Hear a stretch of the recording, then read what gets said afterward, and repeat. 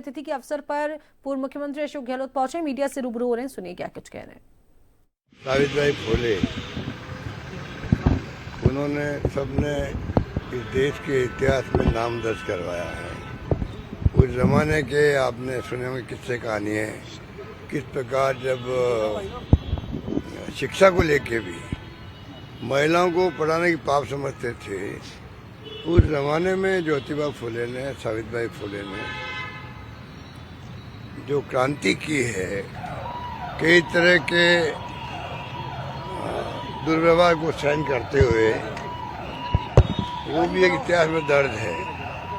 इस प्रकार के माहौल में उन्होंने काम किए थे, इसलिए आज के युग में भी उनको याद करते, पूरा देश याद करता है।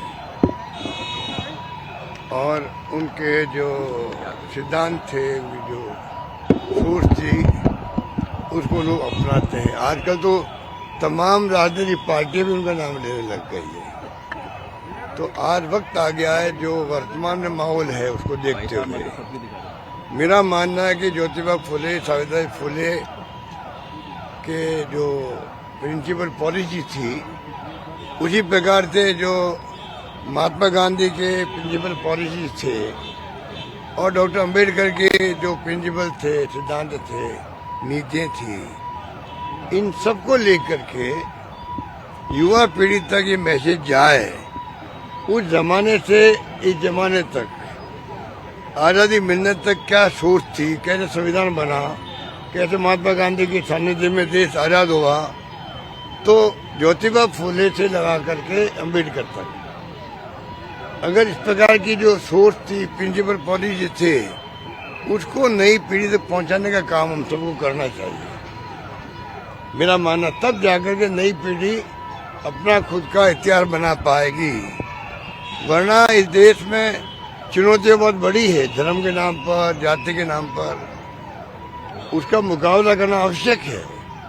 इस देश में विभिन्न जातियों के लोग रहते हैं, विभिन्न धर्मों के लोग रहते हैं, विभिन्न बोलियां और भाषाएं हैं। ऐसे मुल्क को एक अखंड रखने की बहुत बड़ी चुनौती होती है, जिसके लिए इंदिरा गांधी ने जान दे दी, खालिस्तान ने बनने दिया। तो कहने का मतलब ये है कि वक्त आ गया कि हम देश के फ्यूचर को देखते हुए नई जनरेशन के माध्यम से नई पीढ़ी तक बातें पहुंचे, किस प्रकार के त्याग, बलिदान और समाज सुधार के काम हुए थे, तब जाकर के नई पीढ़ी सक्षम होगी इस भावना को आगे पहुंचाने के लिए। इसलिए ऐसे मौके पर आज हम उनको श्रद्धांजलि अर्पित करते हैं।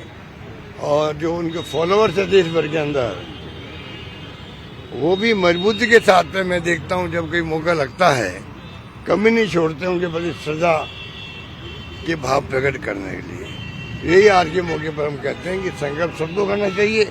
हम लोग भी संकल्प करते हैं, आने वाले वक्त में ज्योतिबा फुले, सावित्रीबाई फुले, महात्मा गांधी और डॉक्टर अंबेडकर, इनके बताए रास्ते पर कैसे नई पीढ़ी चले, उसके लिए हम क्या क्या प्रोग्राम बना सकते हैं, वो भी हम प्रयास करेंगे बनाने का। सर, कल दिल्ली में जो रैली होने वाली है, उसको लेकर बैठक की है 14 को। हाँ, 14 को कल बैठक है सर।